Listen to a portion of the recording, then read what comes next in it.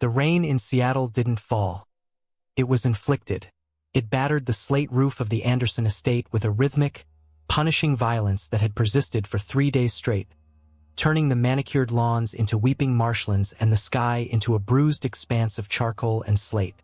Inside the master suite on the second floor, the storm was merely a distant, muffled drumroll, suppressed by heavy velvet drapes and the insulating wealth of thick stone walls.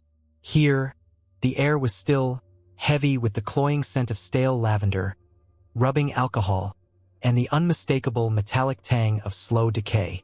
Mark Anderson lay propped against a mountain of silk pillows, his body a withered husk of the man who had once sailed yachts across the Pacific. 39, he looked like a man of 80. His skin was translucent, stretched tight over cheekbones that jutted out like razors, and his breath came in shallow, rattling gasps that seemed to catch on unseen hooks in his throat.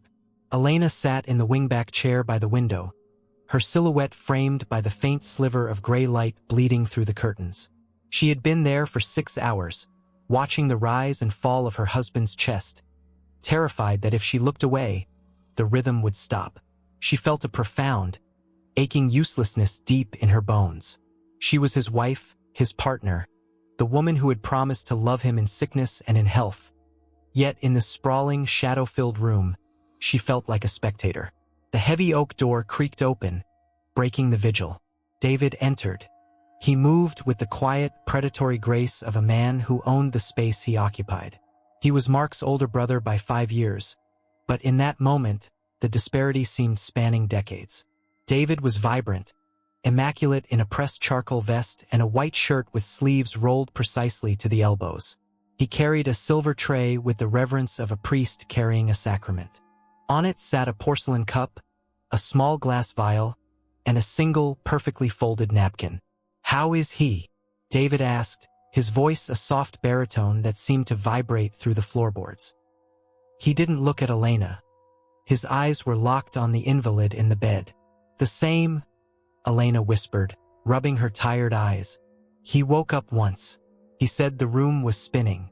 He asked for water, but he couldn't keep it down." David sighed, a sound of practiced empathy. He set the tray down on the bedside table, the china clinking softly against the marble top. "It's the progression, Elena. Dr. Evans warned us. The heart weakens, the circulation fails, the brain gets confused. It's part of the process." He walked around the bed and placed a hand on Mark's forehead. The gesture was tender, almost maternal. Mark stirred at the touch, his eyelids fluttering open. The whites of his eyes were muddied, yellowish, swimming in a haze of confusion. "David," Mark croaked. His voice was like dry leaves scraping together. "I'm here, Mark. I'm here," David soothed. He reached for the cup on the tray. Steam curled up from the dark liquid inside. "It's time for your tea. I brewed a fresh batch, echinacea and hawthorn. It will help stabilize the rhythm." Mark turned his head away feebly, pressing his face into the pillow. "No, no more. Mark, please." Elena stood up, moving to the other side of the bed. She hated forcing him, but she trusted David. David had been the rock. When the diagnosis of congestive heart failure came down like a guillotine 6 months ago, it was David who researched the specialists, David who managed the portfolio, David who moved into the guest wing to be available 24/7. "You have to drink it, darling. It helps with the pain." "Tastes." Mark swallowed hard, a grimace twisting his pale lips. "Tastes wrong. Metallic. Bitter. That's the iron supplement Dr. Evans added," David explained smoothly, not missing a beat. He sat on the edge of the bed, the mattress hardly dipping under his weight. He stirred the tea with a silver spoon, the chiming sound oddly cheerful in the somber room. "And your taste buds are changing, Mark. It's the medication. It messes with the palate. But we need to keep your strength up. For Elena." He weaponized her name. He dropped it into the conversation like a subtle weight, shifting the burden of guilt onto the dying man. Mark's eyes shifted to his wife. He saw the dark circles under her eyes, the trembling of her hands. He loved her too much to be the cause of her suffering. With a groan of resignation, Mark nodded. David slid his arm behind Mark's neck, lifting him with surprising strength. He brought the cup to Mark's lips. Elena watched, mesmerized and horrified, as her husband sipped the dark, murky brew. He gagged slightly on the first swallow, his throat convulsing, but David murmured encouragements, tilting the cup just enough to keep the flow constant without drowning him. "Good man," David whispered. "That's it. Drink it all. Every drop." When the cup was empty, Mark slumped back, exhausted by the mere act of swallowing. He closed his eyes, his breathing instantly becoming more labored. "I see. Halos," Mark mumbled, his voice slurring. He raised a hand, batting at the air as if swatting away invisible flies. "Everything is yellow." Elena? "Why is the light so yellow?" Elena looked at the dim lamp in the corner. It was a soft white. Panic flared in her chest. "David? He's hallucinating again." David was already packing up the tray, his movements efficient and clinical. "Visual disturbances. A side effect of the beta blockers. It means the medicine is entering the bloodstream. It will pass." He turned to Elena, and for the first time he offered her a direct look. His eyes were blue, piercing, and utterly devoid of the fatigue that plagued her. "You should rest, Elena. You look like a ghost. I'll take the next shift." "I can't leave him," she protested weakly. "You are no good to him if you collapse," David said, his voice firming up, taking on the tone of the CEO he was currently filling in for. "Go to the guest room. Sleep for 4 hours. I will wake you if there is any change. Promise." Elena looked at Mark one last time. He was already drifting into a chemically induced stupor.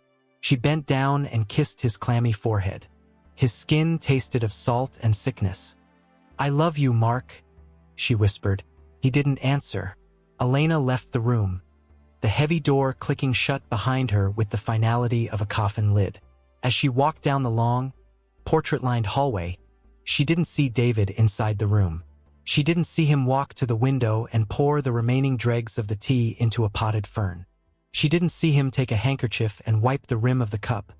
Nor did she see him check his watch, counting down the minutes with a patience that was nothing short of reptilian. 2 days later, the house was silent. The storm had passed, leaving behind a thick, suffocating fog that clung to the grounds like a shroud.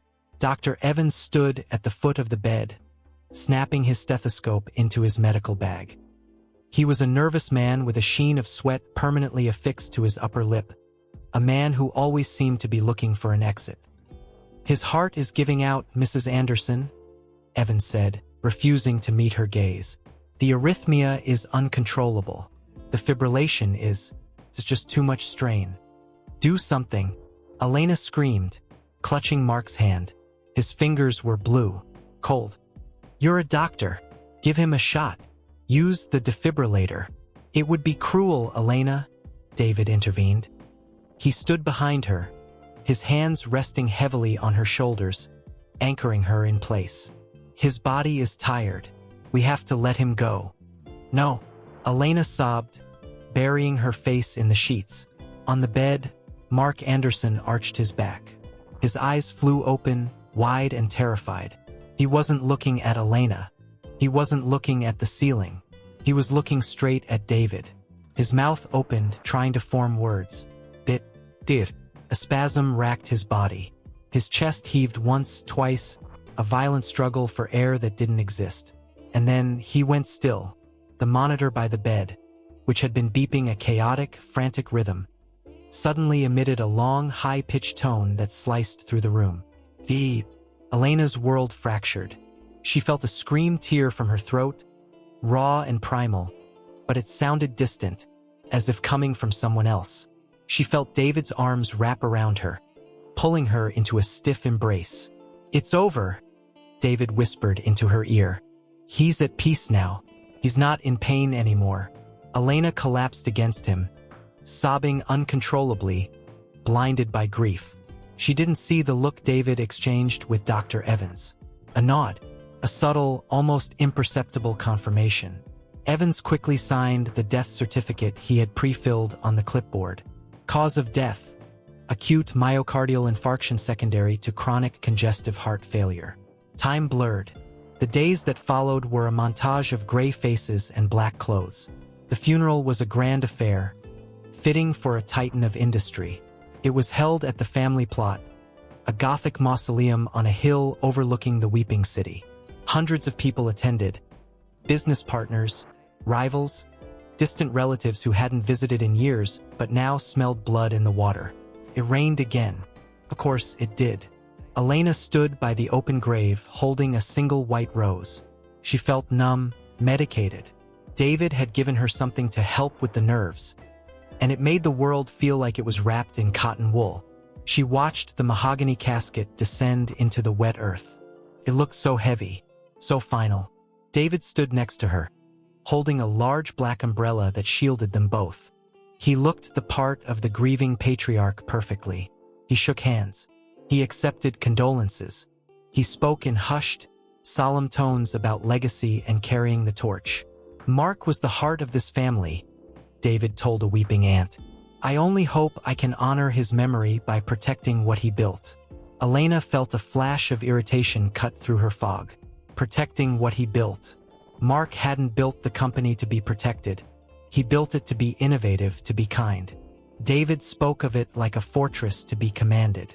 As the ceremony ended and the crowd dispersed, leaving tracks of mud on the pristine grass, David turned to Elena. The lawyers are coming tomorrow, he said. It wasn't a question. To read the will is a formality, of course. Mark wanted you taken care of, but until probate clears, I've taken the liberty of freezing the operational accounts, just to prevent any instability in the market. Can we not talk about money today, David? Elena asked, her voice hollow. I'm just trying to protect you, Elena, he said, offering his arm to lead her back to the limousine. You don't need to worry about a thing. I'll handle the burden. That's what big brothers are for. The drive back to the estate was silent. When they arrived, the house felt different. It was no longer a home. It was a tomb. The staff moved like ghosts, avoiding eye contact. David retreated to the library immediately, claiming he had to make calls to the Tokyo office. Elena was left alone in the vast, empty foyer. She looked up the spiraling staircase toward the master bedroom.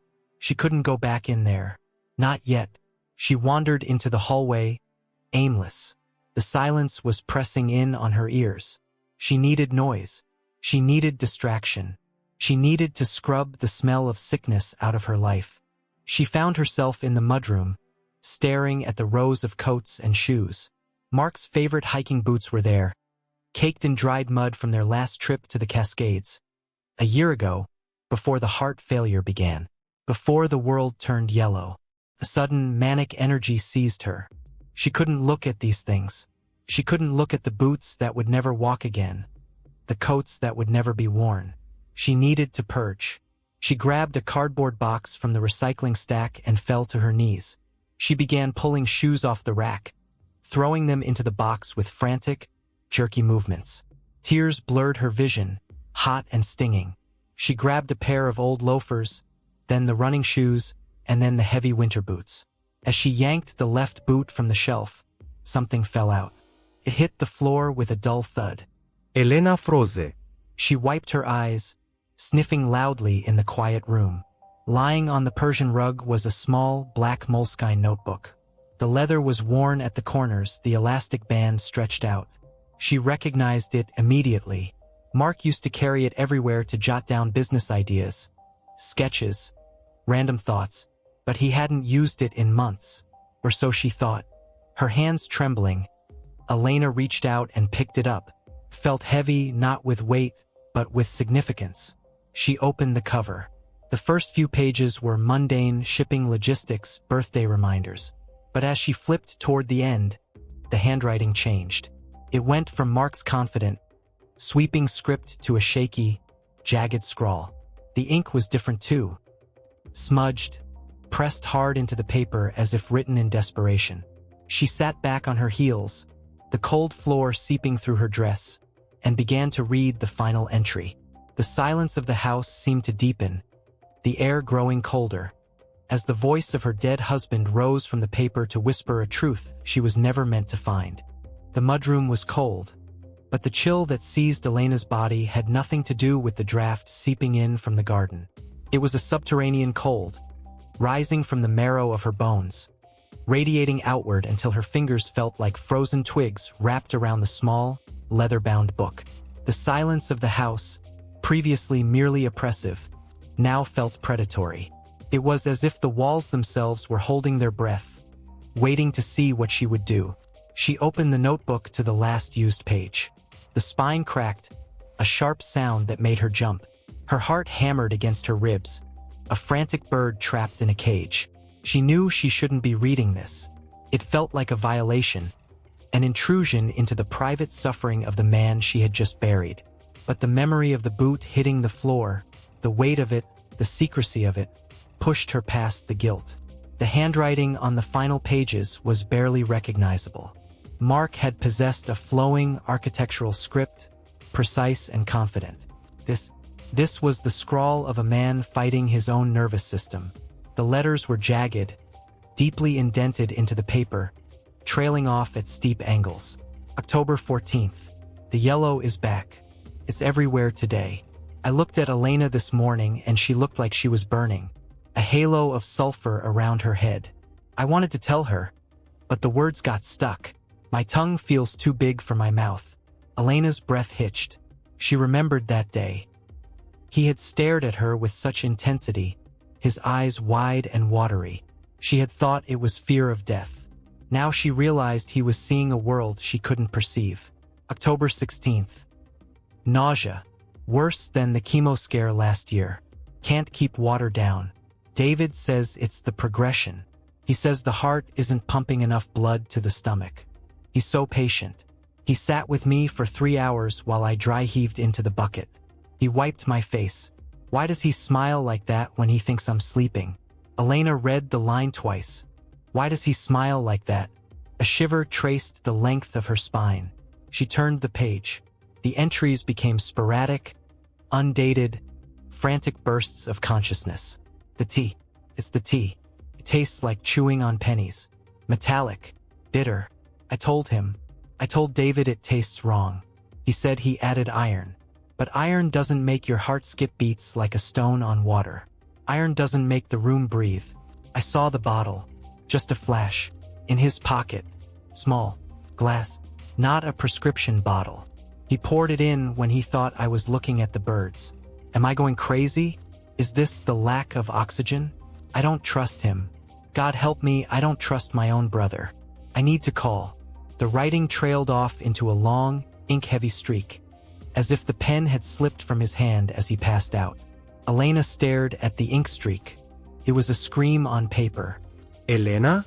The voice came from the hallway, smooth and solicitous. David. Panic, hot and electric, surged through her. She slammed the notebook shut and shoved it deep into the recycling box, burying it under a pile of Mark's old sneakers. She grabbed a pair of loafers and stood up, clutching them to her chest just as David's shadow stretched across the threshold of the mudroom. He was leaning against the doorframe, holding a glass of wine. He had changed into a casual cashmere sweater, looking for all the world like a man at ease in his own kingdom. I was looking for you, he said, taking a sip of the red wine. Mrs. Gable said you were purging the closet. That's ambitious so soon. I couldn't look at them, Elena said, her voice trembling. She hoped he interpreted it as grief. I just needed to clear the space. David walked into the room. He looked at the box, then at the shoes in her hands. His gaze was slow, deliberate. I understand. Erasing the traces. It helps the healing process. He reached out and gently took the loafers from her grip. He placed them in the box. But don't overdo it, Elena. You're pale. You look like you've seen a ghost. I have, she thought. I'm looking at the man who made him one. I'm just tired, she managed to say. You're right. I should rest. Go upstairs, David commanded softly. I'll have Mrs. Gable bring you some soup. And Elena, try to sleep. Tomorrow is the reading of the will. You need to be sharp. She brushed past him. holding her breath to avoid smelling his cologne. Sandalwood and expensive tobacco. It made her stomach turn. As she climbed the stairs, she felt his eyes on her back, a physical weight pressing between her shoulder blades. She didn't look back. Once inside the master bedroom, she locked the door. It was a flimsy defense against a man who had keys to everything, but the click of the latch gave her a momentary sense of safety. She didn't go to the bed. Instead, she went to Mark's desk in the corner. She opened his laptop. She guessed the password on the second try. Sailing 85. The screen glowed blue in the darkened room. Her fingers flew across the keyboard. She wasn't a doctor, but she was a researcher at heart. Before she married Mark, she had been an archivist for the city museum. She knew how to find things. She typed the symptoms from the diary into the search bar, ignoring the trembling of her hands. Yellow vision halos, metallic taste in mouth, nausea, vomiting, heart arrhythmia. She hit enter. The internet, usually a chaotic mess of information, was terrifyingly singular in its answer. Digoxin toxicity, digitalis purpurea, foxglove poisoning. She clicked on the first medical link. The symptoms matched perfectly. The yellow-green vision, xanthopsia, the gastrointestinal distress, the confusion, and the cause. An overdose of digitalis, a drug used to treat heart failure. But Mark wasn't on digoxin. She knew his medication list by heart. ACE inhibitors, beta blockers, diuretics. No digoxin. It was an old drug, dangerous, narrow therapeutic index. Dr. Evans had specifically said they wouldn't use it because of the side effects. She sat back, the breath leaving her lungs. I saw the bottle Mark had written. He poured it in. Digitalis, plant, foxglove. And then, a memory surfaced from the depths of her mind, sharp as a shard of glass. 5 years ago, a barbecue at David's old apartment in the city. He had been showing off his balcony garden. He had been proud of his botany hobby. "It's amazing what nature can do," he had said, pointing to a tall, beautiful plant with purple, bell-shaped flowers. Beauty and death all in one pot. David knew plants. David knew chemistry. David had brewed the tea every single day. Elena closed the laptop slowly. The room felt suddenly vast and alien. She was trapped in a mansion with a murderer. And not just any murderer. A sociopath who had held his dying brother's hand and watched him drown in his own failing blood, day after day, dose after dose. She needed to leave. She needed to go to the police. But she froze. What did she have? A notebook with the ramblings of a dying, hallucinating man? A Google search history? Dr. Evans had signed the death certificate. The autopsy, there hadn't been one. David had insisted on skipping it, citing respect for the body and religious reasons that Mark didn't even hold. The body was buried. The evidence was 6 feet under. If she went to the police now, David would spin it. He was the grief-stricken brother. She was the hysterical widow who had a nervous breakdown. He had money. He had influence. He had Dr. Evans in his pocket. He would have her committed or worse. He would make her tea. She needed proof. Hard, undeniable proof. She didn't sleep that night. She sat in the chair by the window, watching the rain wash the world gray, clutching a letter opener in her hand until her knuckles turned white. The next morning, the sun tried to break through the overcast sky, casting a sickly, pale light over Seattle. Elena dressed in a sharp black suit. She applied makeup carefully to hide the dark circles, constructing a mask of composure. She went downstairs to find David already at the breakfast table, reading the Wall Street Journal. He looked infuriatingly normal. He buttered a piece of toast with surgical precision. "Good morning," he said without looking up. "There's coffee, and I made a fresh pot of that herbal blend Mark liked. I thought you might find it comforting." He gestured to the silver teapot sitting on the warmer. Elena looked at the pot. It looked like a coiled snake. "Coffee is fine," she said, her voice tight. She poured a cup of black coffee from the carafe, making sure he hadn't touched it. "I'm going out for a few hours before the lawyers get here." David lowered the paper. His eyes narrowed slightly. "Out? Where?" You have a busy day ahead. Elena. I need air, David. I'm going to the spa. A massage. I need to decompress before facing the suits. It was a lie she hoped sounded like the vanity of a rich woman. David studied her for a moment, then smiled. It didn't reach his eyes. Of course, self-care is important. Do you need a driver? The roads are slick. No, I'll drive the Porsche. I like the control. Drive safe, he said, returning to his paper. Be back by 2. It was an order, not a request. Elena walked to the garage, her legs feeling like lead. She got into Mark's Porsche, the leather seats still smelling of him. She keyed the ignition, the engine roaring to life. A sound of power, of escape. She backed out, waiting for the gate to open, half expecting David to run out and block the way. But the gate swung wide, and she surged forward onto the wet asphalt. She didn't go to the spa. She drove south, away from the manicured hills of their neighborhood, toward the jagged skyline of downtown Seattle. She needed someone who didn't care about the Anderson name, someone who operated in the shadows where David's money didn't shine as brightly. She had found the name in an old legal file of Mark's, a case from years ago involving a stolen shipment. The company had used a private investigator to track it down outside of police jurisdiction. Jack Reynolds. The note attached to the file read, unorthodox, abrasive, effective. Unorthodox sounded like exactly what she needed.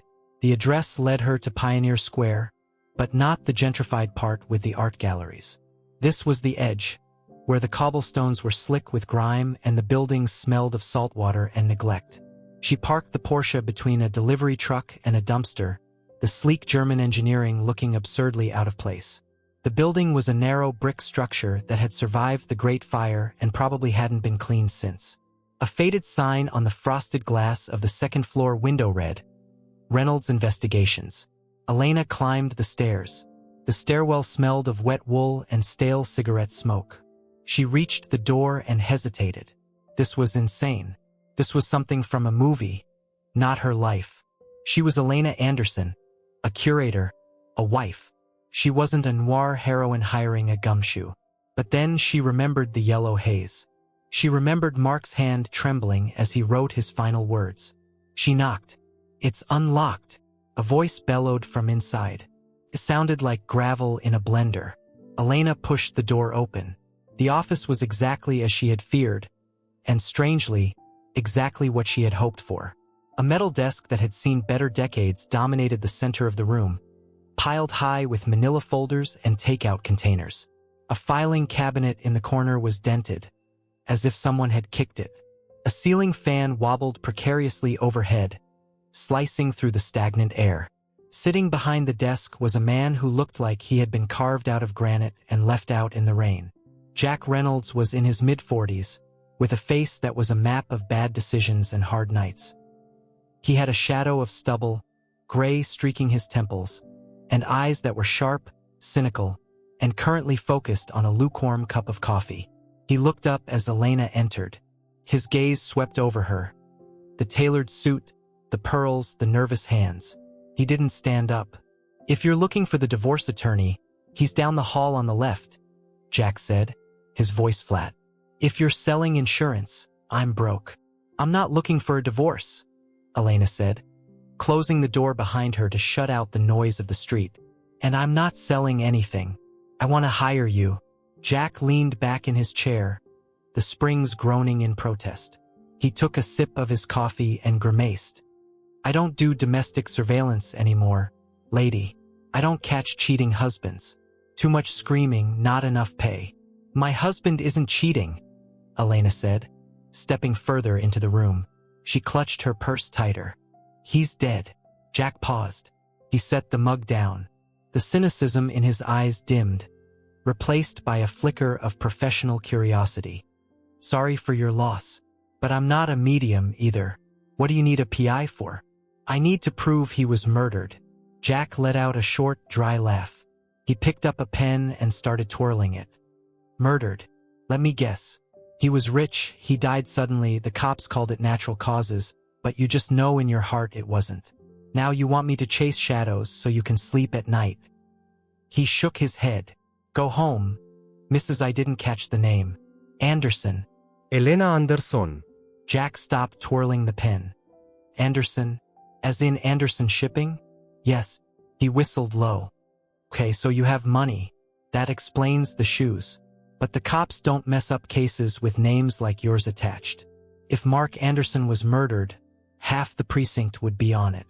The precinct thinks it was heart failure, Elena said, her voice gaining strength. She walked up to the desk, invading his space. The coroner thinks it was heart failure. His brother thinks it was heart failure. And you don't.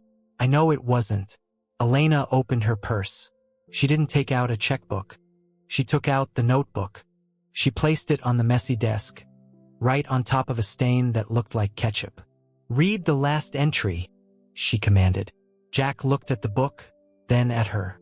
He saw the fire in her eyes. It was a look he recognized. It was the look of someone who had stared into the abyss and decided to jump in swinging.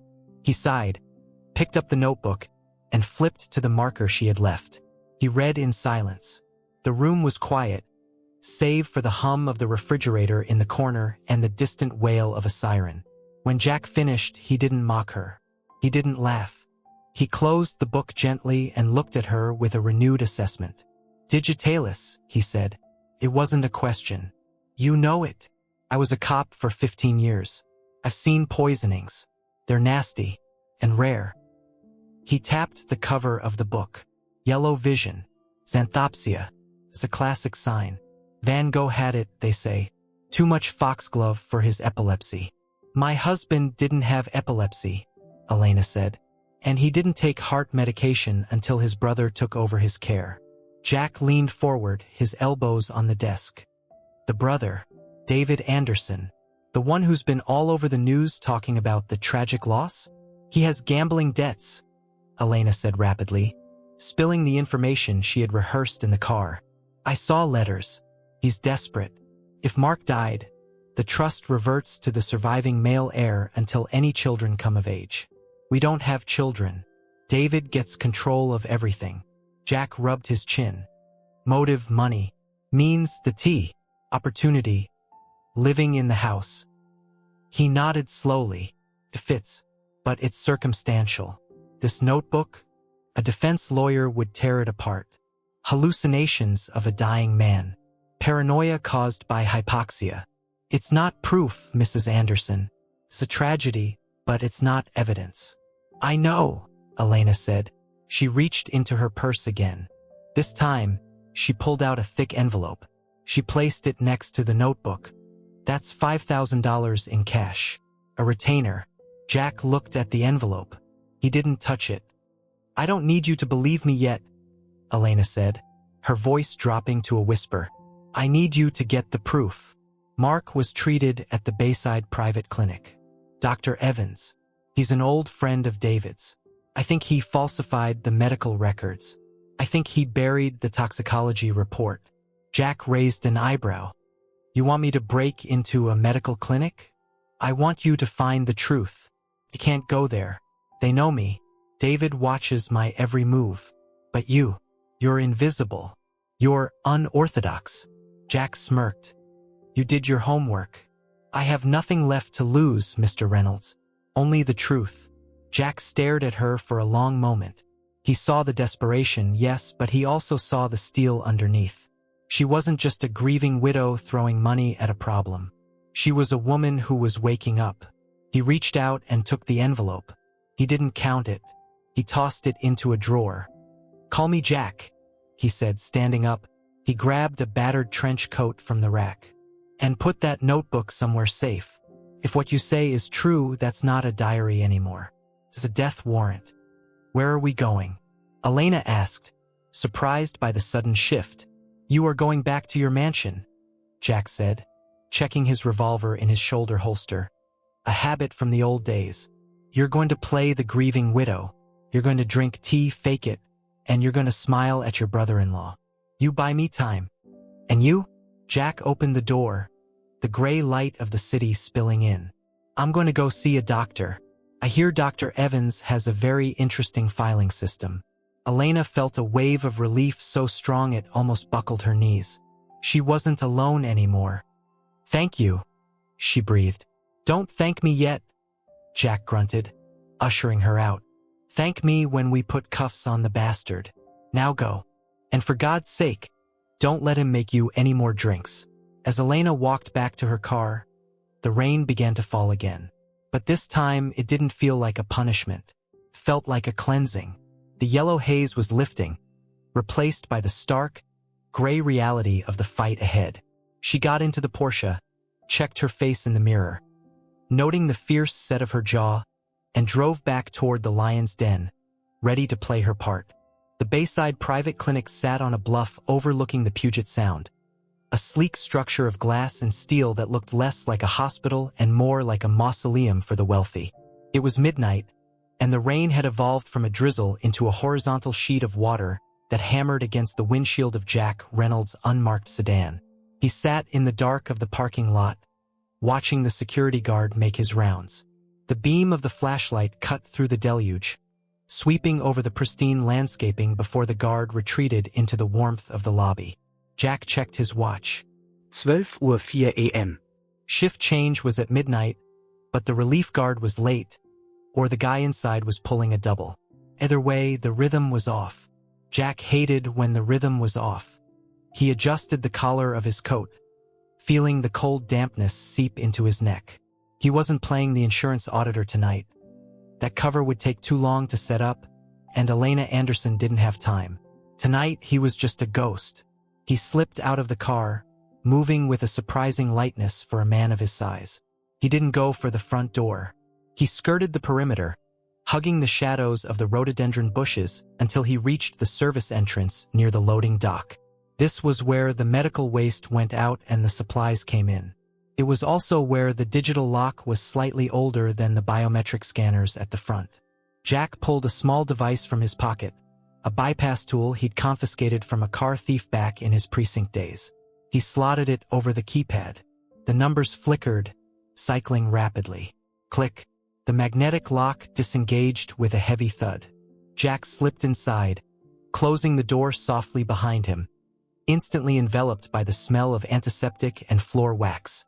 The silence of a hospital at night is distinct. It's not a peaceful silence. It's a mechanical one. The hum of ventilation systems, the distant beep of monitors, the whir of hard drives. Jack moved down the service corridor, his rubber-soled boots making no sound on the linoleum. He had the floor plan memorized. Elena had provided the architectural blueprints from her husband's files. The records room was on the basement level, 3 floors down, buried like a vault. While Jack descended into the belly of the clinic, miles away in the Anderson estate, Elena was trapped in a different kind of cage. The library was suffocatingly warm. A fire crackled in the hearth, casting dancing shadows against the mahogany bookshelves that lined the walls from floor to ceiling. The air smelled of old paper and the expensive, cloying cologne worn by Arthur Sterling, the family attorney. Sterling was a man who seemed to be made entirely of parchment and gray wool, his voice a dry rustle as he read from the document on the desk. "To my brother, David, I leave the stewardship of the Anderson Shipping Trust to act as executor and interim CEO until such time as." Sterling's voice droned on, listing assets, stocks, and properties. Elena sat in a high-backed leather chair, her hands folded in her lap. She was wearing a simple navy dress, her pearls tight around her throat. She felt like she was wearing a costume. Every muscle in her body was tensed, waiting for a blow that wouldn't be physical. David stood by the fireplace, one arm resting on the mantel, a glass of scotch in his hand. He looked the picture of the grieving, responsible heir. He nodded solemnly at the appropriate moments, his expression one of heavy burdens accepted with grace. "And to my wife, Elena," Sterling continued, peering over his spectacles, "I leave the remainder of the estate, the primary residence, and a monthly allowance from the trust, subject to the discretion of the executor regarding large capital expenditures." Elena's head snapped up. Discretion of the executor? David turned, his face softening into a mask of pity. "It was a clause Mark added last year, Elena, when you were struggling. After the miscarriage. The lie was so smooth, so effortless, it took Elena's breath away. There had been no miscarriage. There had been a fertility struggle, yes, but never a pregnancy. Mark hadn't added that clause because of her instability. David must have coerced him or forged it. I don't remember Mark discussing that with me, Elena said, her voice steady despite the trembling in her chest. He didn't want to worry you, David said, walking over and placing a hand on her shoulder. The heat of his palm seeped through her dress, making her skin crawl. He wanted to make sure you were taken care of, without the stress of managing the finances. He knew how overwhelmed you get. Sterling nodded in agreement. It is a standard protective measure, Mrs. Anderson. Given the size of the estate. Elena looked at the two men. One was a shark, the other a parasite. She wanted to scream. She wanted to tear the paper from Sterling's hands and throw it into the fire. But she remembered Jack's words. Play the part. Buy me time. She forced her shoulders to slump. She let her eyes fill with tears. I see. He was always trying to protect me. Exactly, David said, squeezing her shoulder. And I will continue that protection. You won't have to lift a finger, Elena, because you want to cut them off, she thought. Shall we sign? Sterling asked, uncapping a fountain pen. Elena took the pen. The ink looked black as oil. She signed her name, feeling like she was signing a confession. As she lifted the pen, she caught David watching her. His eyes weren't sad. They were triumphant. He had won. Or so he thought. Jack reached the basement level. The air here was cooler, recycled. The records and archives door was ahead. This one didn't have a keypad. It had a traditional tumbler lock, reinforced. Dr. Evans, the clinic's director and David's crony, was old-fashioned about his secrets. He didn't trust the cloud. Jack pulled out a tension wrench and a pick. He knelt, pressing his ear against the cold wood of the door. He worked the pick, feeling for the pins. 1, 2, click. The third pin was sticky. He adjusted the angle. Sweat pricked at his hairline. If the guard decided to do a basement sweep, Jack had nowhere to hide. Click. The lock turned. Jack slipped inside and closed the door, engaging the lock again. He clicked on a small penlight, holding it in his mouth. The beam cut through the darkness, illuminating rows of metal filing cabinets that stretched back into the gloom. All right, Evans, Jack muttered around the light. Where do you keep the bodies? He started with the main alphabetized cabinets. Anderson. He found the file quickly. It was thick. He flipped it open. Blood pressure charts, EKG printouts, notes on diet. It was comprehensive, and it was completely fake. Jack knew what a real medical file looked like. It was messy. It had scribbles, nurses' notes, insurance denials. This file was pristine. It had been typed up recently. The paper was too white, the edges too sharp. It was a prop file created to be found if anyone came looking. Too clean, Jack whispered. He shoved the file back. He moved to the back of the room, where a large oak desk sat covered in dust. Dr. Evans' private workspace for archiving. Jack rifled through the drawers. Nothing but office supplies and a bottle of cheap whiskey. He checked under the desk. Nothing. He stood up, scanning the room. A man like Evans, arrogant, corrupt, wouldn't destroy the real evidence. He would keep it. Leverage against David. Insurance. If David ever stopped paying, Evans would need the proof. Jack's eyes landed on a row of banker's boxes stacked on top of the cabinets in the far corner. They were labeled with years. The labels were yellowed. But one box, labeled 2015 tax records, was slightly misaligned. The dust around it was disturbed. Jack dragged a rolling stepstool over. He climbed up and pulled the box down. It was heavy. He popped the lid. Inside were tax forms, dusty and boring. He dug deeper, his hand hitting something hard at the bottom. A false bottom. He pried the cardboard up. Underneath lay a single, bright red plastic folder. No label, just a strip of red tape across the front. Jack opened it. Inside were the raw lab printouts. The real ones. Patient. Anderson. Mark. Date. October 14th, 2024. Sample. Serum. Test. Comprehensive toxicology panel. Jack ran his finger down the list of compounds. Negative, negative, negative, and then, highlighted in yellow highlighter, a splash of neon gilt on the page. Digoxin, 4. 5 nanograms per milliliter reference range, 0 nanograms per milliliter. Critical value, 2. 5 ng/1 ml. Status, lethal. Below it was a handwritten note in scrawled blue ink. D called. Suppress this. Attribute to arrhythmia. Payment received. Gotcha, Jack growled. He pulled his phone out and snapped photos of every page, ensuring the flash didn't reflect off the glossy paper. Then he took the physical file, folded it, and shoved it into his inside jacket pocket. Suddenly, the doorknob rattled. Jack froze. He killed the pen light. Who's in there? A muffled voice. The guard. Jack looked around. No other exit. The rows of cabinets were tight. The doorknob rattled again, harder. Keys jingled. Jack moved. He didn't hide. Hiding was for victims. He positioned himself behind the door, pressing his back against the wall. The door swung open, slicing a wedge of light from the hallway into the room. The guard stepped in, a heavy-set man with a flashlight in one hand and a taser in the other. "Hello?" the guard called out, sweeping the beam across the cabinets. He took 2 steps in. That was all Jack needed. Jack slammed the door shut with his foot, plunging the room into darkness. Before the guard could react, Jack lunged. He didn't hit him. He wasn't looking for an assault charge. He grabbed the guard's wrist, twisting the flashlight out of his grip, and shoved him hard against the metal cabinets. The crash was deafening. "Stay down," Jack barked, using his command voice, the one that used to freeze perps in their tracks. The guard, disoriented and blinded by the sudden darkness, scrambled back. Jack didn't wait. He bolted out the door, sprinting down the hallway. "Hey, stop!" the guard shouted, scrambling to his feet. Jack hit the stairwell door, taking the stairs 3 at a time.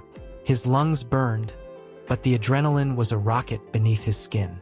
He burst out into the lobby level, ignoring the startled receptionist, and shoulder-checked the exit door. The rain hit him like a physical blow. He sprinted for his car, the red file burning a hole in his pocket. He could hear the alarm starting to wail behind him. He dove into the driver's seat, keyed the ignition, and peeled out of the lot just as the blue lights of a patrol car turned the corner 2 blocks away. Back at the estate, the lawyers had left. The silence had returned, heavier than before. Elena stood in the kitchen, staring at the kettle. David had insisted on making tea again. "To calm our nerves," he had said. She watched the steam rise, mesmerized by the violence of the boiling water. "Here," David said, appearing at her elbow.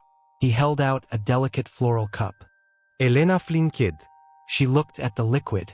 It was dark amber, just like the tea he gave Mark.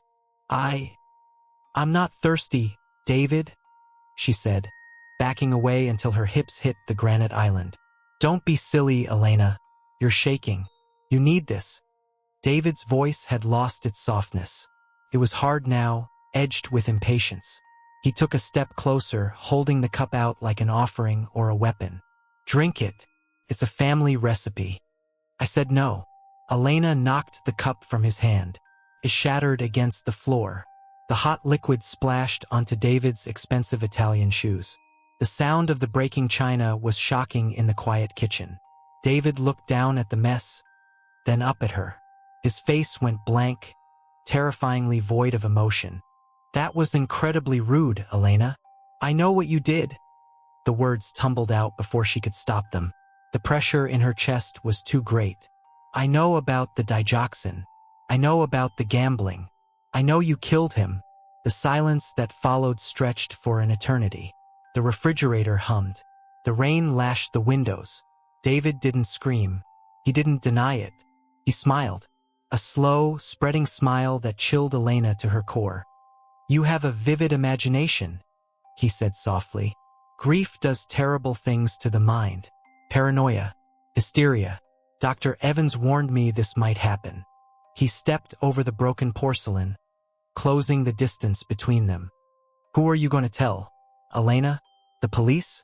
They think you're a grieving, unstable widow. I have the power of attorney now. I can have you committed to a facility where you can get the help you need. A very private facility, where no one listens to ramblings about poison. Elena backed up until she was trapped against the counter. She looked around for a weapon, a knife, a heavy pot, but the counters were bare. You won't get away with it, she whispered, though she felt her resolve crumbling under his icy gaze. I already have, David said. He reached out and brushed a stray lock of hair from her cheek. His touch was like a brand. Mark was weak. You are weak. Evolution, Elena. The strong survive. A vibration buzzed against Elena's hip. Her phone. David's eyes flicked to her pocket. Give me the phone. No. Give it to me. He lunged. Elena twisted away, scrambling around the island. She ripped the phone from her pocket. The screen lit up. Jack Reynolds. She swiped answer. Jack. I got it. Jack's voice crackled through the speaker, breathless and accompanied by the roar of an engine and the siren of police cars in the distance. I have the file, Elena. The real one. Lethal levels. And a note linking Evans to the cover-up. It's over. Get out of the house. Now. David froze. He heard the voice. He saw the look on Elena's face. The terror replaced by a sudden, fierce triumph. You! David snarled. The mask fell away completely. The sophisticated CEO vanished, replaced by a desperate, cornered animal. He has the file, David, Elena said, holding the phone up like a shield. Jack Reynolds. He has the toxicology report, and he's going to the police. David's face turned a mottled red. He looked at the door, then back at Elena. Realization dawned on him. If the file existed, if Jack had it, his money couldn't save him. Not this time. You bitch, he hissed. He grabbed a heavy cast-iron skillet from the drying rack. Run, Elena! Jack screamed from the phone. Elena didn't hesitate. She threw the phone at David's face. He ducked, the phone smashing against the wall behind him. In that split second of distraction, Elena bolted. She ran out of the kitchen, her heels slipping on the polished wood of the hallway. You can't prove anything if you're dead, David roared, chasing after her. The heavy skillet swung in his hand, a dull black pendulum of violence. Elena reached the front door. She fumbled with the deadbolt. Her fingers were slippery with sweat. Click. She threw the door open. The wind howled, ripping the door from her grasp. She stumbled out into the storm, the rain instantly soaking her dress. She didn't look back. She ran toward the driveway, toward the dark woods that bordered the estate. Behind her, David appeared in the doorway, silhouetted by the light of the foyer. He dropped the skillet. He needed something faster. He turned and ran toward the study, where the gun safe was. Elena plunged into the darkness of the grounds. She had the truth, but now she had to survive the night. The storm had transformed the Anderson estate into a hostile, alien planet. What was once a manicured landscape of rolling lawns and ornamental hedges was now a churning sea of mud and shadow. Elena Anderson burst from the front door, the wind hitting her with the force of a physical blow, nearly knocking the breath from her lungs. She didn't stop. She couldn't stop. The sound of her own heartbeat was a deafening drum in her ears, drowning out the roar of the rain that slashed at her face like icy needles. She didn't run toward the main gate. The driveway was a straight line, a kill zone illuminated by the security lights that lined the asphalt. Instead, she veered sharp left, plunging her expensive Italian heels into the sodden grass, aiming for the dense tree line that bordered the north side of the property. This was the Old Woods, a patch of untouched forest that Mark had insisted on keeping wild. He had loved these woods. He had played here as a boy. Now, his widow prayed they would hide her. Inside the house, the atmosphere shifted from domestic tension to cold, tactical preparation. David Anderson stood in the center of his brother's study, the heavy oak door locked behind him. He wasn't panicking. Panic was for people who didn't have a plan. David always had a plan. He moved to the gun cabinet, a beautiful display of walnut and glass, and punched in the keypad code. Mark's birth year. The sentimentality of it made David curl his lip in disgust. Mark had always been so predictable, so soft. The cabinet clicked open. David bypassed the shotguns and the antique pistols. He reached for the Remington 700 hunting rifle, a weapon Mark had used for target practice but never had the stomach to aim at a living thing. David checked the bolt action. It slid back with a satisfying, oily clack. He grabbed a box of 308 rounds from the drawer, loading the internal magazine with steady hands. 1, 2, 3, 4. He walked to the window. The rain blurred the glass, but he could see the faint track of disturbed grass where Elena had run. She was heading for the woods. Foolish. The woods were a dead end. The property was fenced. She was trapping herself. "You want to play hide and seek, Elena?" David whispered to the empty room. "Fine. Let's see how long you last in the cold." He grabbed a heavy-duty flashlight from the shelf, turned off the study lights, and moved toward the French doors that opened onto the terrace. He didn't look like a CEO anymore. With the rifle in his hand and the darkness in his eyes, he looked exactly like what he was. A predator clearing his territory. 5 miles south, Jack Reynolds was fighting a war against the laws of physics. His sedan, a beat-up Ford that had seen better decades, was screaming down the highway at 90 miles per hour. The windshield wipers were thrashing frantically, useless against the deluge. The tires hydroplaned every few hundred yards, the steering wheel going light in his hands, threatening to send him spinning into the median. Jack corrected the skids with muscle memory honed from years of high-speed pursuits, his knuckles white on the wheel. "Come on, you piece of junk," he growled, slamming his hand against the dashboard as the engine sputtered. The red file, the damning evidence, sat on the passenger seat, sliding back and forth with every turn.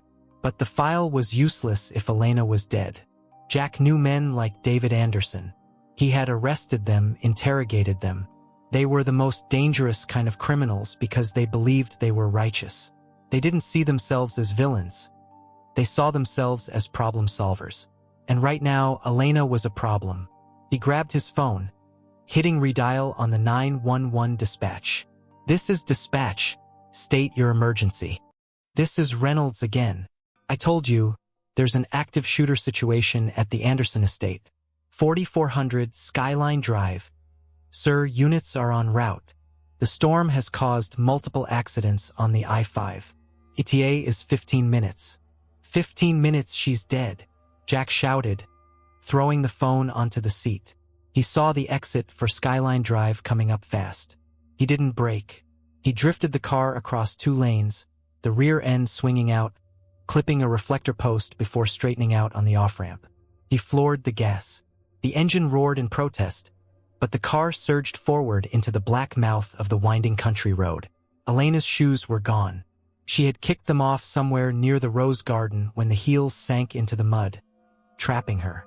Now she ran in her stocking feet, the cold seeping up through her soles, numbing her toes. Roots and stones tore at her feet, but the adrenaline masked the pain. She reached the tree line and threw herself behind the trunk of a massive cedar.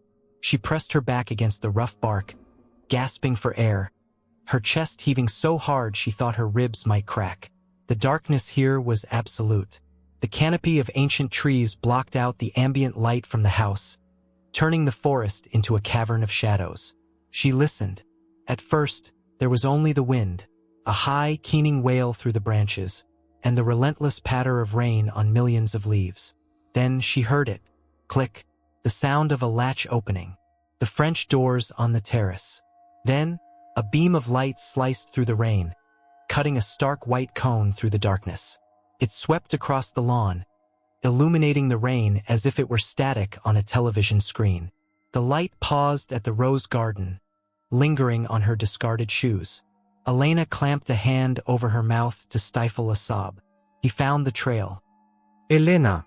David's voice carried over the wind, distorted and strange. "Come back to the house. You'll catch your death out here." The double meaning wasn't lost on her. She turned and scrambled deeper into the woods. The ground sloped upward here. She knew this path. Mark used to walk it on Sunday mornings. It led to the old greenhouse and the tool shed near the perimeter fence. She moved as fast as she dared, feeling her way through the underbrush. Low-hanging branches whipped at her face, leaving stinging welts on her cheeks. Her wet dress clung to her body, heavy and freezing. Hypothermia was a threat, but a bullet was faster. She slipped on a patch of wet moss and went down hard, her knee slamming into a rock. Pain exploded up her leg, blinding and white-hot. She bit her tongue, tasting copper. She lay in the mud for a moment, the rain plastering her hair to her skull, wanting to just close her eyes and let the cold take her. It would be so easy. Just stop moving. No. Mark's face flashed in her mind. His trusting eyes, his slow, agonizing death. David hadn't just killed him, he had tortured him. He had watched him fade, day after day. If she died here in the mud, David won. He would bury her, mourn her, and spend Mark's money on roulette wheels and first-class flights. Rage, hot and revitalizing, surged through her. She forced herself up, limping now, dragging her injured leg. She wasn't running anymore. She was retreating to a stronghold. David moved methodically. He didn't need to run. He was a hunter and she was wounded prey. He had seen the way she favored her left leg when she bolted from the house. She wouldn't get far. He swept the flashlight beam in slow arcs. The woods were dense, but he knew where she was going. There was nowhere else to go. The perimeter fence was 8 feet of wrought iron. Unless she could fly, she was cornered. He stopped to listen. The woods were noisy, but human noise was distinct. The snap of a dry twig, the heavy, ragged breathing of exhaustion. There, to his right, about 50 yards up the slope, a rustle of ferns that didn't match the rhythm of the wind. David smiled. He raised the rifle, tucking the stock against his shoulder. He couldn't see her yet, but he could hear her. He fired a shot into the air. Crack! The sound was deafening, sharper than thunder. It ripped through the trees, sending a flock of crows screaming from their roosts. "Run, Elena!" he shouted, racking the bolt and chambering another round. "Run!" Elena screamed when the gun went off, stumbling forward, her hands scraping against the rough bark of a pine tree. The shot had been close, too close. Ahead, a structure loomed out of the darkness. The greenhouse. It was a Victorian-era skeleton of iron and glass, long abandoned. Mark had talked about restoring it, but they never got around to it. Now it looked like a jagged jawbone jutting out of the earth. She limped toward it, thinking she could hide amidst the overgrown tables. But as she got closer, a flash of lightning illuminated the structure. It was transparent. If David shone his light in there, she would be a specimen in a jar. She veered away from the glass house, heading for the smaller, darker shape behind it. The garden shed. It was built of brick and sturdy timber, used for storing the heavy equipment, mowers, chainsaws, axes. She reached the door. It was swollen shut from the damp. She threw her shoulder against it, gritting her teeth against the pain in her knee. 1, 2. On the third try, the wood groaned and gave way. She tumbled inside, the smell of gasoline and sawdust filling her nose. She kicked the door shut and fumbled for the latch. It was a simple slide bolt, rusted and weak. It wouldn't hold for long. She needed a weapon. The shed was pitch black. Elena felt around in the dark, her hands brushing against cold metal shapes. A rake, a coil of hose, plastic gas can. Useless. Her hand closed around a wooden handle. It was heavy. She ran her fingers down the shaft to the head. A flat head shovel.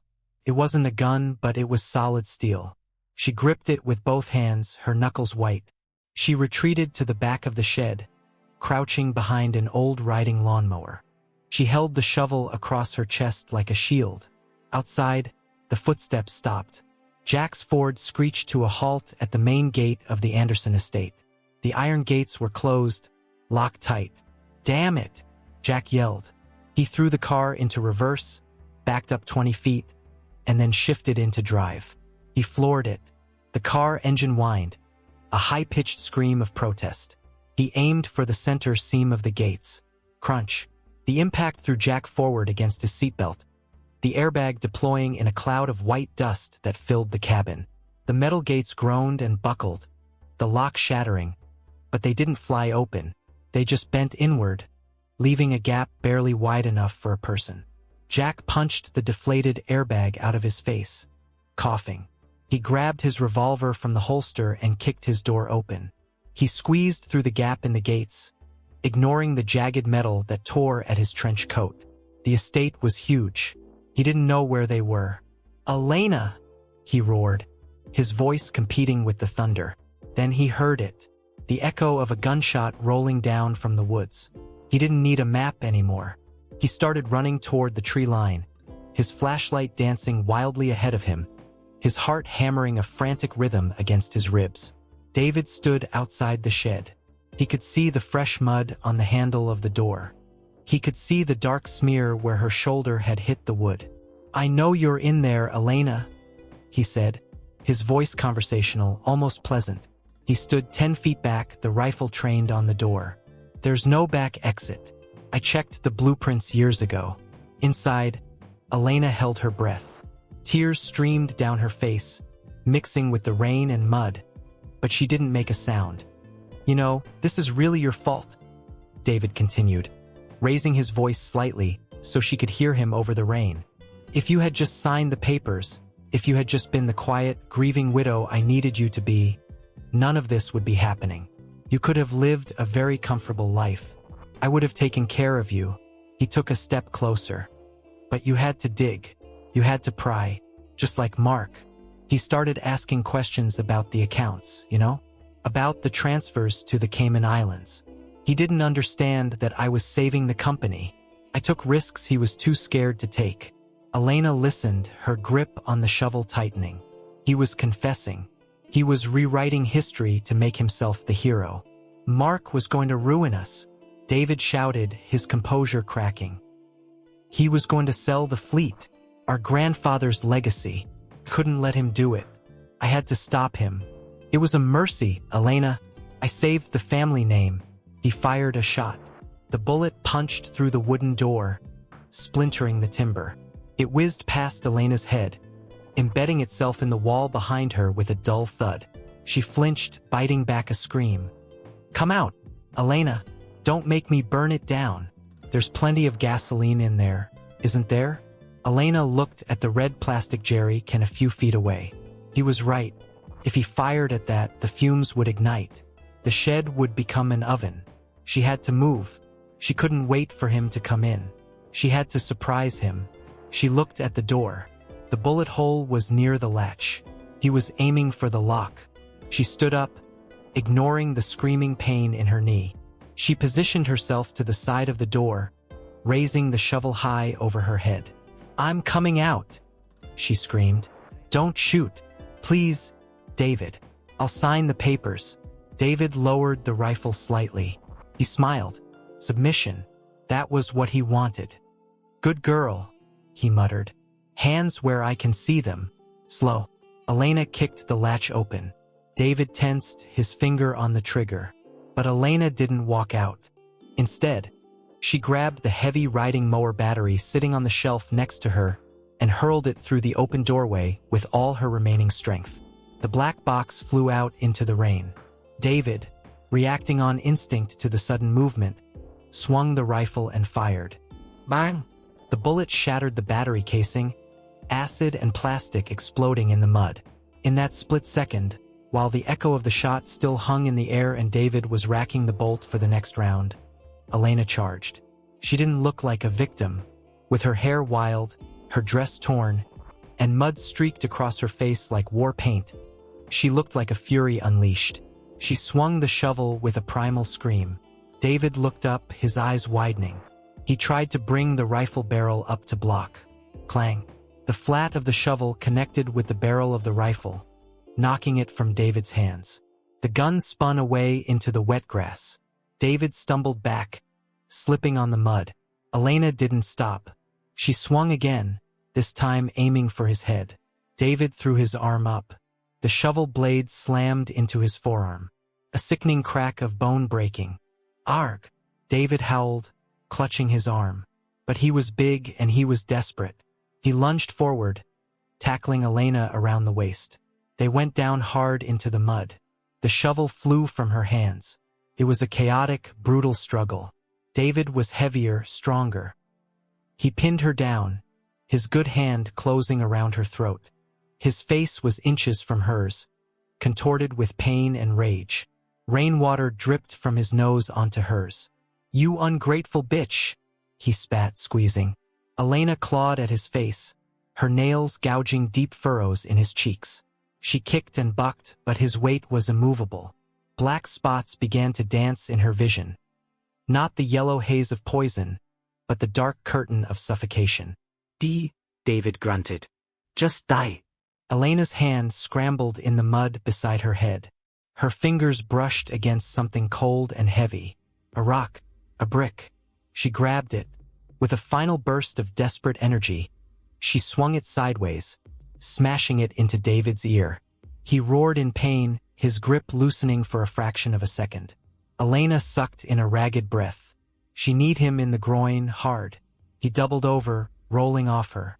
Elena scrambled backward on her hands and knees, gasping, coughing. She looked for the shovel. It was too far. She looked for the rifle. David was already getting up. He was shaking his head, blood streaming from his ear, eyes wild. He spotted the rifle lying in the grass 10 feet away. He dove for it. Elena scrambled for it too. David got there first. His hand closed around the stock. He rolled onto his back, bringing the barrel up, leveling it at Elena's chest. She was frozen on her knees, 5 feet away, nowhere to hide. "Goodbye, Elena," he whispered, his finger tightening on the trigger. A beam of light blinded him. "Drop it!" A voice roared from the edge of the clearing. David squinted into the light. "Who the BLAM?" A single shot rang out, distinct from the crack of the rifle. It was the deep, booming report of a heavy-caliber revolver. The dirt exploded inches from David's face, spraying mud into his eyes. He flinched, pulling the trigger of the rifle reflexively. The shot went wide, tearing through the roof of the shed. Jack Reynolds stepped out of the darkness, his trench coat billowing, his .38 Special held steady in a two-handed grip. He looked like an avenging angel in a fedora. "The next one goes in your eye, David," Jack shouted, advancing steadily. "Drop the weapon, now." David wiped the mud from his eyes. He looked at Jack, then at Elena. He was outnumbered. He was injured.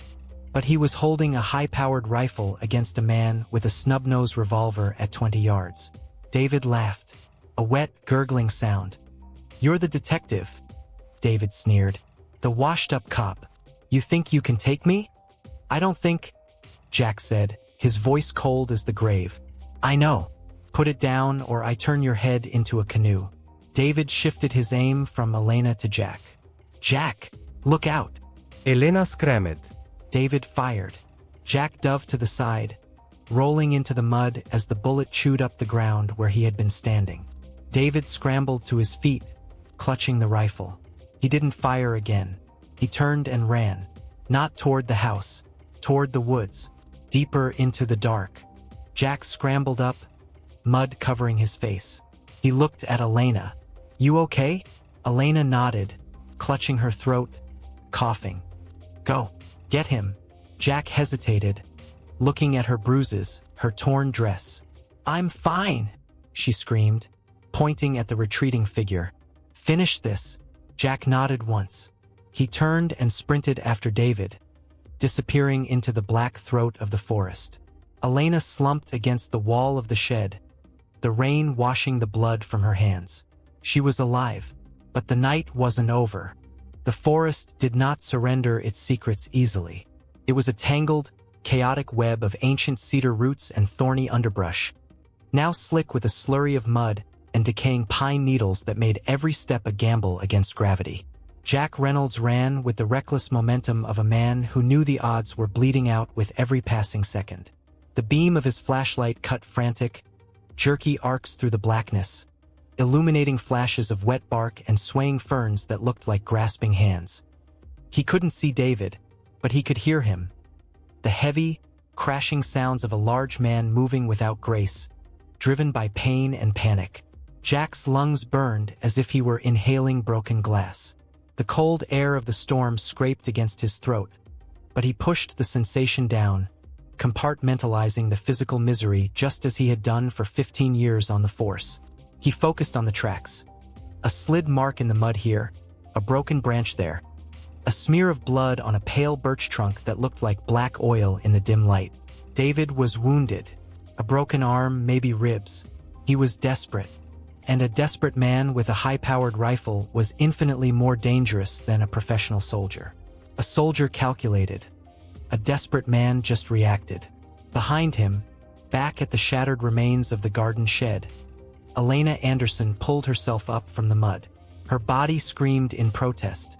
Her left knee was a knot of throbbing fire, and her throat felt crushed, the phantom sensation of David's fingers still lingering like a choker of ice. She coughed, spitting out rainwater and bile, and looked toward the house. The lights were warm, inviting, promising safety and a phone to call the police. It would be the smart thing to do, the rational thing. But as she looked at the dark maw of the woods where the two men had vanished, a cold, hard resolve settled in her gut, displacing the fear. David knew these woods. He had played here as a child, hunting squirrels and rabbits while Mark read books on the porch. Jack was a city cop. He didn't know the terrain. He didn't know about the drop. Elena turned her back on the house. She didn't run.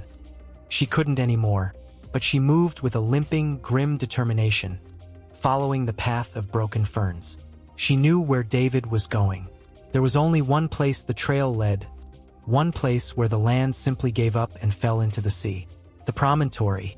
It was a jagged finger of rock that jutted out over the Puget Sound, a place of violent winds and deadly currents. If David was heading there, he wasn't planning on hiding. He was planning a stand.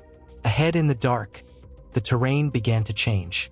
The soft, forgiving mulch of the forest floor gave way to hard, slick granite.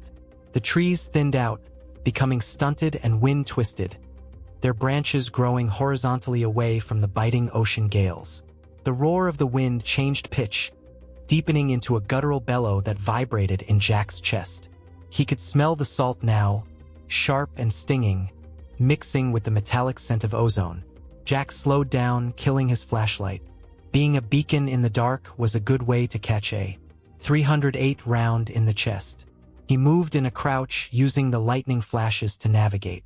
The storm was reaching its crescendo. The sky was a roiling cauldron of purple and black, splitting open every few seconds to bathe the world in a strobe light horror show. He saw the silhouette ahead. David was struggling up a rocky incline, clutching his right arm to his chest, the rifle trailing in his left hand. He looked small against the backdrop of the raging ocean, a dark speck on the edge of the world. David! Jack's voice was torn away by the wind the moment it left his lips. David spun around, slipping on the wet rock, dropping to one knee. He fumbled with the rifle, trying to bring it up one-handed. Jack dove behind a boulder just as the crack of the rifle split the air. The bullet sparked off the granite inches from his head, sending stone splinters stinging into his cheek. "Give it up, David!" Jack roared from cover. "There's nowhere to go. It's a 100-foot drop. I'm not going back." David screamed back, his voice cracking, high and hysterical. "I'm not going to sit in a cell while she spends my money. It's mine. It was always supposed to be mine."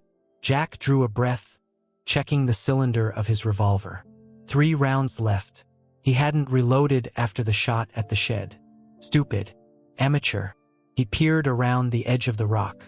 David was scrambling higher, moving toward the very tip of the promontory, a flat table of rock surrounded on 3 sides by the churning abyss.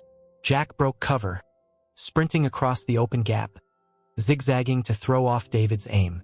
David fired again. The shot went wide, lost in the wind. He tried to rack the bolt for a 3rd shot, but his broken arm failed him.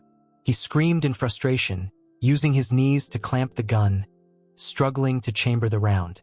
Jack closed the distance, scrambling up the wet rocks, his boots finding purchase where David's dress shoes had slipped. He reached the plateau just as David managed to cycle the action. They stood 20 feet apart. The ocean raged below them, crashing against the cliff face with earth-shaking force, sending geysers of white spray shooting up into the air, soaking them both. "Drop it!" Jack leveled his pistol, his arm steady despite the shivering of his body. "Don't make me do it, David. You're bleeding. You're in shock. Put the gun down and we can talk about a deal." "A deal?" David laughed, a wet, jagged sound that was swallowed by the thunder. He stood precariously near the edge, the wind whipping his torn clothes. His face was a mask of blood and mud, his eyes wide and rolling like a spooked horse. "There is no deal. I'm David Anderson. I don't make deals with hired thugs. I am the head of this family." "You're a murderer," Jack said, his voice cold and flat. "You poisoned your own brother. You watched him die for months. That's not family. That's a parasite." "He was weak," David bellowed, stepping forward, the rifle wavering in his grip. "He was soft. He wanted to turn the shipping lines into some eco-friendly charity. He was going to dismantle everything our grandfather built. I saved the company. I did what had to be done." "You did it for the gambling debts," Jack countered, trying to keep David talking, trying to inch closer. "We found the ledgers, David. Vegas, Macau. You didn't save the company. You were going to bleed it dry to pay your bookies." The truth hit David like a physical slap. His face twisted in ugly rage. "Lies. She told you that gold-digging witch. She knows, David." A voice cut through the storm. David froze. Jack didn't look, but he knew who it was. Elena emerged from the shadow of the stunted pines. She was limping badly, dragging her left leg, but her head was high. She held nothing in her hands. She walked onto the rock plateau, ignoring Jack's frantic gesture for her to stay back.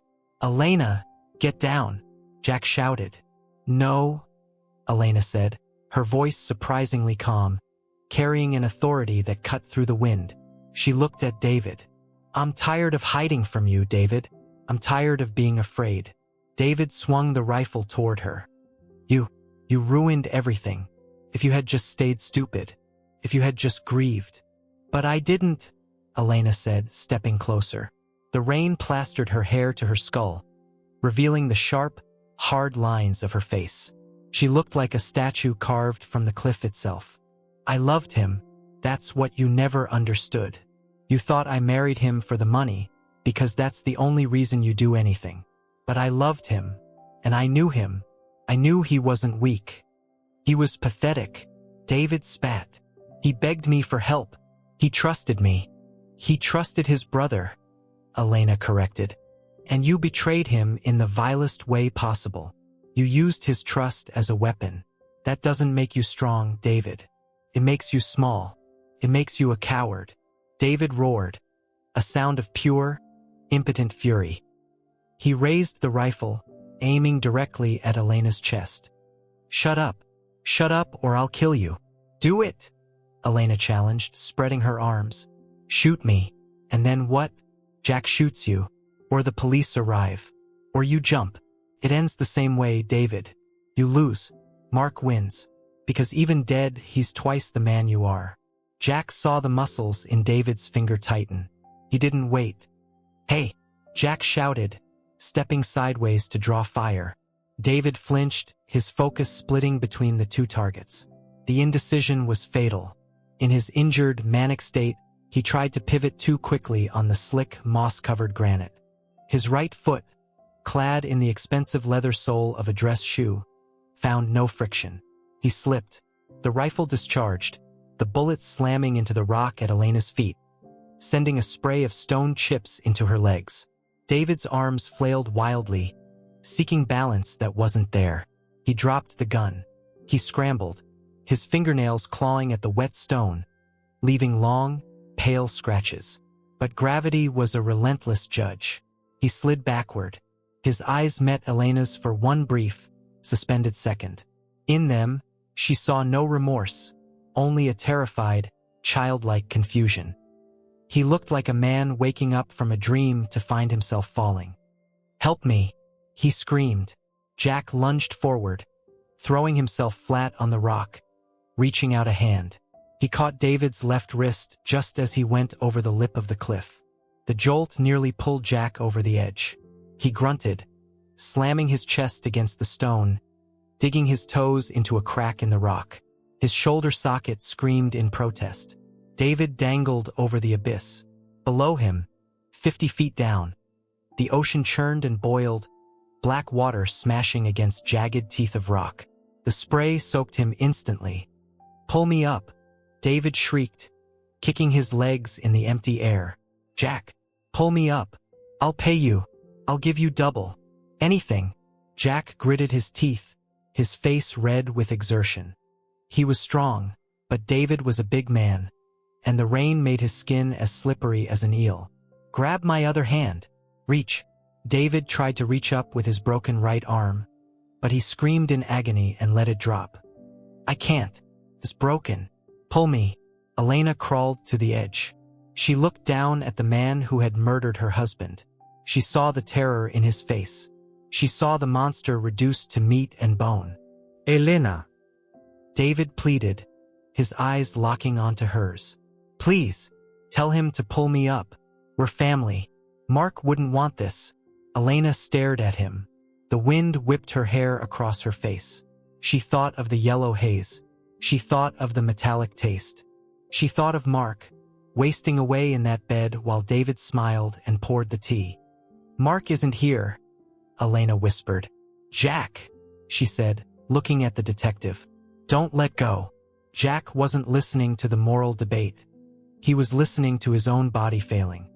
I'm slipping," he grunted. The mud under his chest was giving way. He was sliding inch by inch toward the edge. "Jack, let him go." Elena realized what was happening. "He's pulling you down." "I got him," Jack lied, his veins bulging in his neck. "David, stop kicking. You're dragging me over. Don't let me die," David wailed. Jack looked down. He saw the desperation in David's eyes, but he also saw the reality. He saw the physics of the situation. He felt his own center of gravity tipping past the point of no return.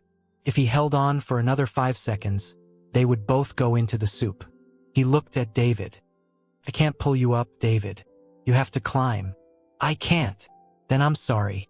Jack didn't let go. He didn't have to.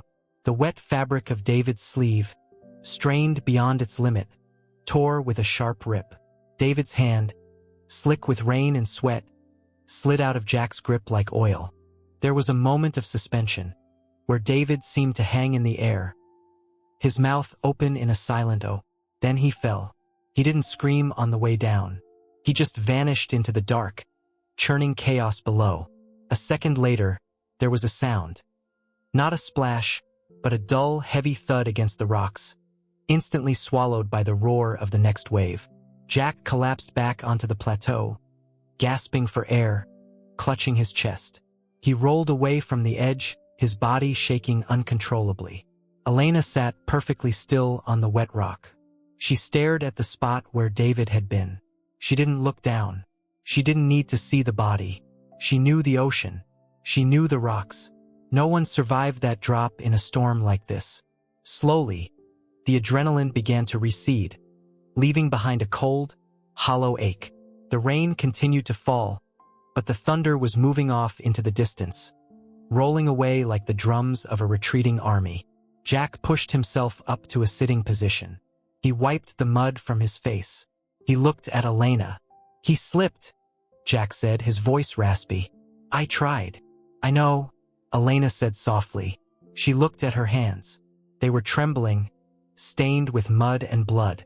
"It's better this way. No trial. No lawyers. Just gone." Jack nodded. He reached into his coat pocket and pulled out the pack of cigarettes he kept there, purely out of habit. They were soaked, ruined mush. He threw them over the cliff in disgust. "We need to call it in," Jack said.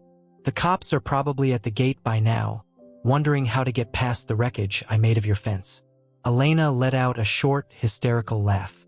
It sounded foreign in the night air. You crashed your car? I improvised, Jack corrected. He stood up, wincing as his shoulder popped. He held out a hand to Elena. She looked at his hand, rough, scarred, dirty. The hand that had tried to save a killer. She reached up and took it. He pulled her to her feet. They stood there for a moment, two battered survivors on the edge of the continent, leaning against each other for support. You did good, kid, Jack said. I didn't do it for me, Elena replied, looking out at the black horizon where the sea met the sky. I did it for the yellow haze. I wanted it to be clear again. It is, Jack said. It's just rain now, just rain. He put his arm around her shoulders, not romantically, but with the heavy, protective weight of a comrade in arms, and guided her away from the edge. They walked back down the rocky slope, back toward the treeline, leaving the cliffs to the storm and the sea to its dead. As they entered the woods, the first flashing blue lights of the police cruisers flickered through the trees near the main house, painting the wet leaves in staccato bursts of azure. The nightmare was over. The waking up was about to begin. The silence that settled over the Anderson estate 1 week later was not the heavy, suffocating stillness of a tomb, nor was it the terrified hush of a house holding its breath against a storm. It was a clean silence. It was the sound of a world that had been scrubbed raw and was now beginning to heal. The sun, a rare and blinding visitor in the Pacific Northwest autumn, bathed the sprawling grounds in a light so clear and sharp it felt almost exposing.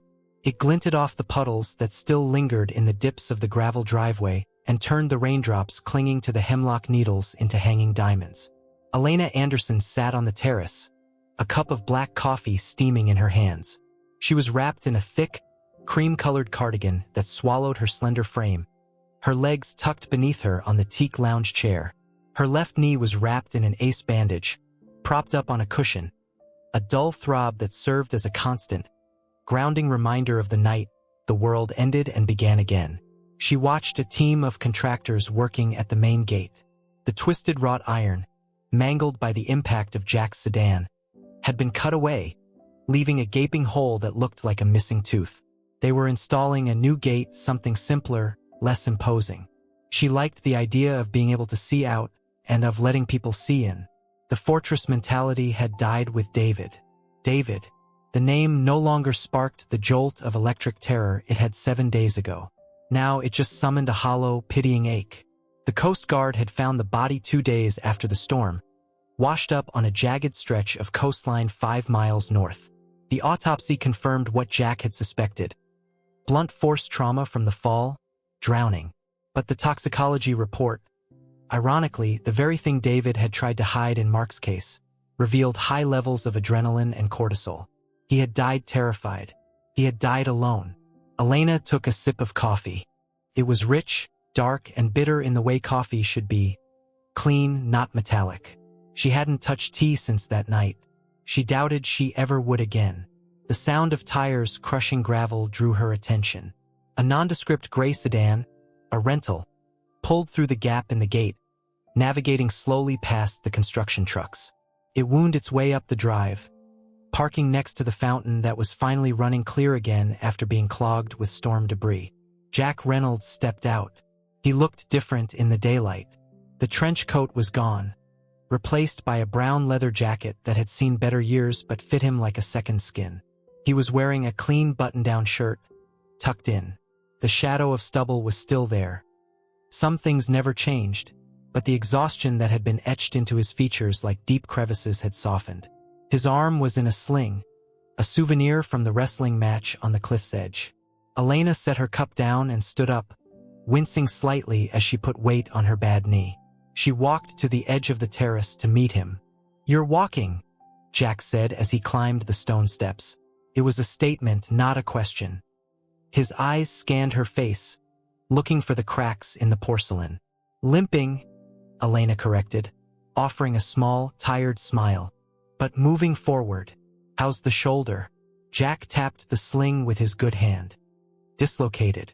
Pop it back in, ice it, good as new in a month. I've had worse." The ego took a bigger hit. I let a suspect fall off a cliff.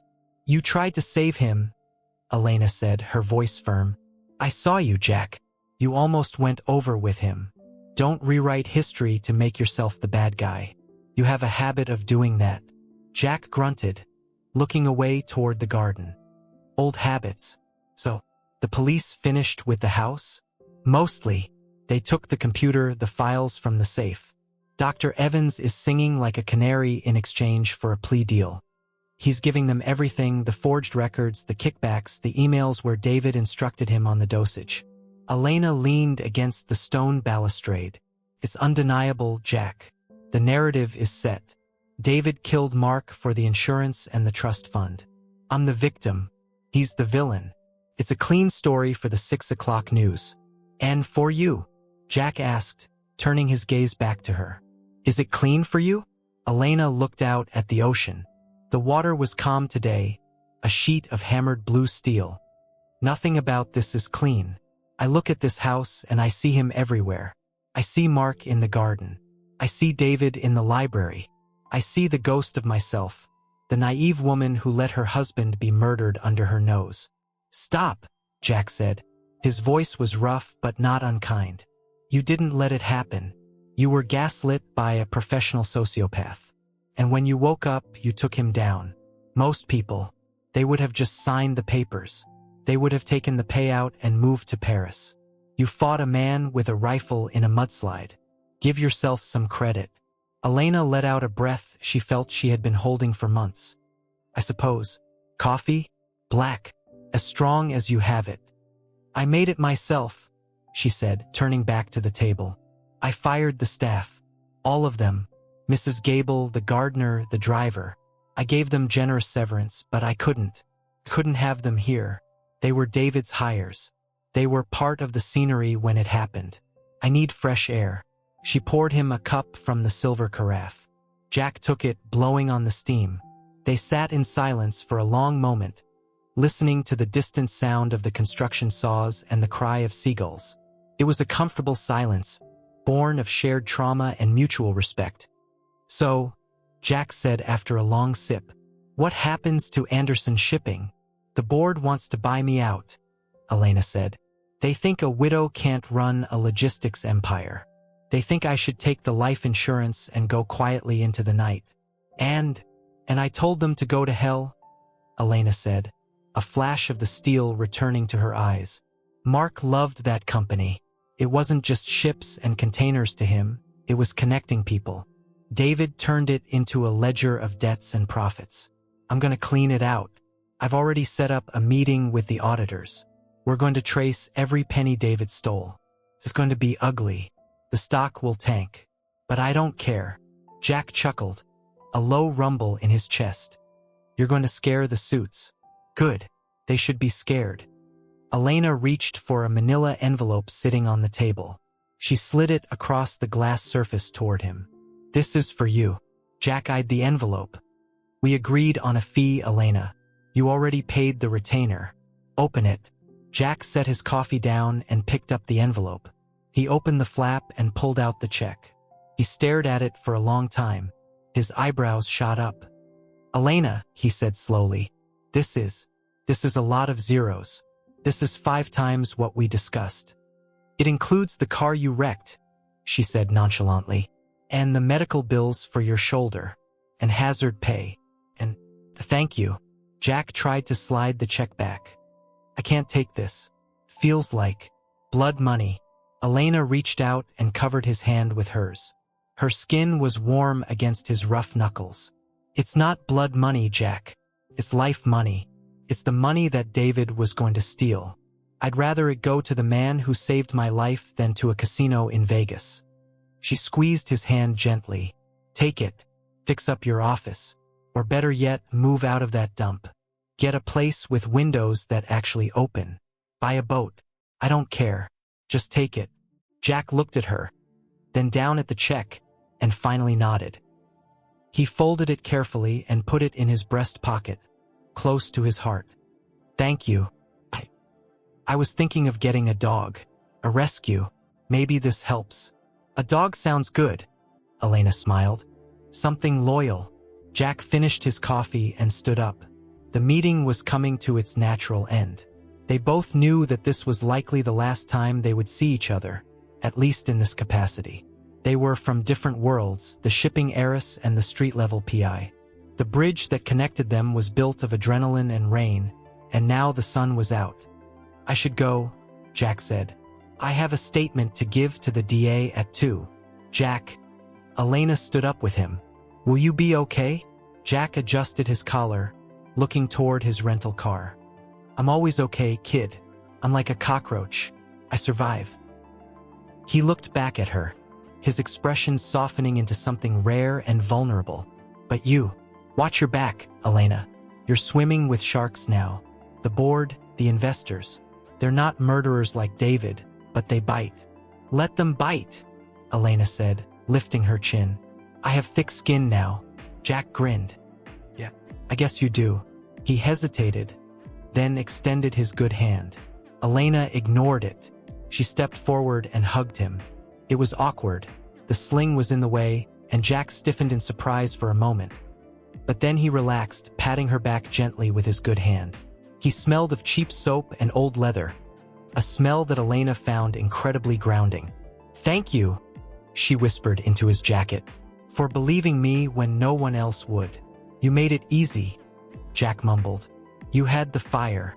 They pulled apart. Jack cleared his throat, regaining his composure. He tipped an imaginary hat. "If you ever need to find someone, or lose someone, you have my number. I hope I never have to use it," Elena said. "Me too." Jack turned and walked down the steps. He walked with a slight limp, favoring his right side, mirroring hers. Elena watched him get into the gray sedan. He rolled down the window and waved once as he drove away, the gravel crunching beneath the tires. She watched until the car disappeared through the new gate, turning onto the main road, back toward the city, back to his world of shadows and neon. Elena was alone, but for the first time in months, the aloneness didn't feel like an absence. Felt like space, room to breathe, room to move. She turned and walked back into the house. She bypassed the grand foyer and went straight to the library. The room still smelled faintly of David's scotch and cigars, a ghost she would have to exorcise with fresh paint and open windows. But she didn't stop there.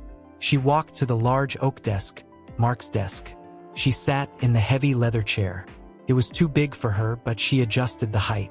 She placed her hands on the smooth wood. In the center of the desk, sitting on a velvet cloth, was the black moleskine notebook. The police had returned it that morning. It was evidence, yes, but the detective in charge had seen the look in Elena's eyes and released it early. Elena opened it. She flipped past the jagged, terrified scrawls of the final days. She flipped past the entries about yellow vision and metallic tastes. She found the first blank page. She picked up Mark's fountain pen. It was heavy, gold-nibbed, cold to the touch. She uncapped it, watching the ink shine on the tip. She thought about what to write. She could write about the victory. She could write about the company. She could write about the justice that had been served on the rocks below. But none of that mattered. Not really. She touched the pen to the paper. Her handwriting was loopier than Mark's, less precise, but strong. October 24th. The storm is over, my love. The house is quiet, but it's a good quiet. I opened the curtains in the bedroom today. The light came in and touched everything. I sent David away. He won't hurt us anymore. The yellow haze is gone. I can see clearly now. I see the garden you planted. I see the work you left unfinished. I see the woman you believed I could be, even when I didn't believe it myself. I'm gonna run the ships, Mark. I'm gonna make them sail to places we only talked about. And every time a horn blows in the harbor, I'll know it's you, saying hello. She paused, a single tear escaping, tracking hot down her cheek. It didn't fall on the page. She wiped it away. The tea is gone. The bitterness is gone. Now there is only the truth. And the truth is, I miss you, but I am not afraid. Rest now. I have the watch. Elena. She closed the book. She placed her hand flat on the cover, feeling the texture of the worn leather. It felt warm, as if it had been held in a hand just moments before. Elena stood up. She walked to the French doors and threw them open. The air that rushed in was cool and smelled of wet earth, cedar, and the distant salty tang of the sea. She stepped out onto the balcony. Below her, the garden was a mess of broken branches and mud. But amidst the wreckage, the hydrangeas were still standing, their heads bowed but unbroken. And there, near the stone wall, a patch of late-blooming marigolds caught the sun, bright, defiant spots of orange against the gray stone. She took a deep breath, filling her lungs completely, expanding her chest until it hurt in a good stretching way. She let it out slowly. She was Elena Anderson. She was a widow. She was a survivor. She was a CEO. She looked up at the sky, a vast, limitless dome of blue. "Okay," she whispered to the wind. "Let's begin."